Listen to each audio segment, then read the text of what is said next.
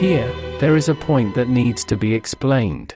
The mechanism of destiny, as it performs its functions in the universe, advances together with the principle of time, which is subject to the original principle. The state of the principle of time in the universe is original time. And as it passes through various cosmoses, original time has manifestations according to those cosmoses. We have just explained one of these, as superficial time comprehension particular to the world, and the other as perceptual time particular to the superworld cosmoses. So, the mechanism of destiny can render its function in the world only with original time. That is, the mechanism of destiny, as it does the accounting and technical expression of the original principle, utilizes time as the measure. The mechanism of time is both very necessary and imperative. It is very necessary, because in the realization of what the original principle determines as the boundary and the essence, time is the criteria and measure of the principle of destiny. If time does not exist, the principle of destiny remains measureless and cannot render its technical function.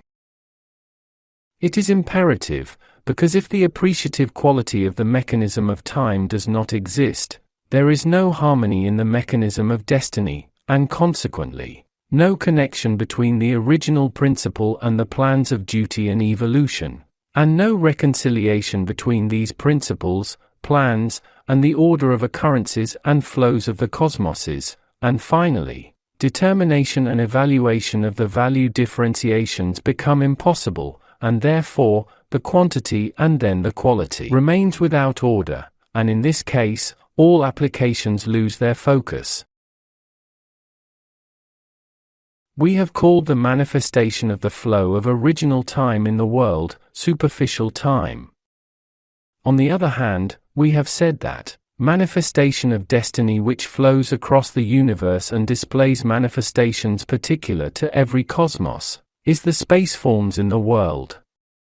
So, the space which does not separate from time and finds its measure of value and grade by time, is the result of the principle of destiny's function in the world. With this knowledge, we have explained the manifestation of destiny in the world, which manifests as the state of space together with time. And we clearly stated that all realities that exist with time and space are the imperatives of the degrees which mankind needs to be worthy of, or to acquire by efforts based on freedom, and again, which are measured and calculated by time and space, that is, appreciated by the beings in duty in the cadres of time and space. For this is a truth, that the applications of the original necessities and of all mechanisms connected to these necessities in the universe, are the obligatory sanctions to be done by the beings of duty, working at the organizations in the cadres of original necessity, of original time and of the mechanism of destiny. And the influences belonging to the mechanisms of destiny and time, which are filtered from the unitary and permeate into the universe with original influences, find the grounds of application with the universal activities of the great plans of duty, which are engaged within the cadres executing these mechanisms. And all staff of these cadres are powerful beings who are firmly placed at their posts and duly comprehend their duties. After this knowledge given about time and space, this is well understood. In the world, declaring that such is the destiny of this or that man in any issue means that, the gathering and binding of all matter combinations depending on certain times which put into effect the events that man is in the midst of about that issue, have manifested in this form at that moment, and the ones who have well grasped the definition of space comprehend that, this means that around a man, spaces according to him are built. Likewise, a phrase such as "he is not destined" means that matter combinations belonging to an issue about him have not occurred in the expected way but in other forms, and again, this means a space, which is built around that issue out of other matter forms and states than the expected ones. In short, every state and form expressing space, every state of events, is a manifestation of destiny.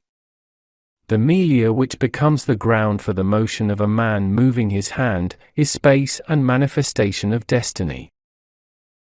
For a walking man, the places he steps on are space. For a man looking at the sky, sky is space with its stars, clouds, colors, with its whole appearance and state, and is manifestation of destiny. For a man who turned his attention to some point of his body, that point is space and manifestation of destiny. For a man thinking, the imagination is space, the comprehension making connections among events is space, and manifestation of destiny. In short, everything seen in the universe, every being, the man itself, is a space, and all of these are manifestation of destiny in their own cosmoses. 4. Formations of all of these, they're connecting to each other in various ways. Their subjection to analysis and synthesis in the form of innumerable combinations, that is, occurrence of all events and matter states are the various variations of space, and they advance within the function of mechanism of destiny. The beings are continuously in tests and trials because of the freedom they have. Behaviors, positive or negative reactions on the face of these tests and trials, in short, successes and failures, are concluded by the occurrence of matter combinations appreciated and determined by destiny, that is, infinite states and circumstances of spaces, and the beings live in various states of these events, in accordance with their degrees of merit. So, each of all events and all matter combinations, which put them into effect are only the spaces, which are the manifestations of the mechanism of destiny. In short, the minute measurement and calculation of the degrees of the beings according to their acts and behaviors, so, these can be bonded to the forms after going through applications of accounting, in order to be adapted to the states in the original necessities means, the effectuation of various matter and event forms and devices, which is done by the mechanism of destiny through using original time, under original necessities. After this knowledge, it is not right to talk in certain terms about the futures of world mankind who are not yet into the plan of duty, and whose states are subjected to tests and trials even down to their smallest movement, by stating names and times. 4. Mankind concludes the advance of their surroundings and spaces, that is, in one word, of their destiny by themselves in accordance with the directions they use their freedom at. Words about future can be uttered, under some conditions, only at the plans of duty for which the truths are realized. Strict judgments about the future in the world would mean rejecting the authorities of freedom of all mankind.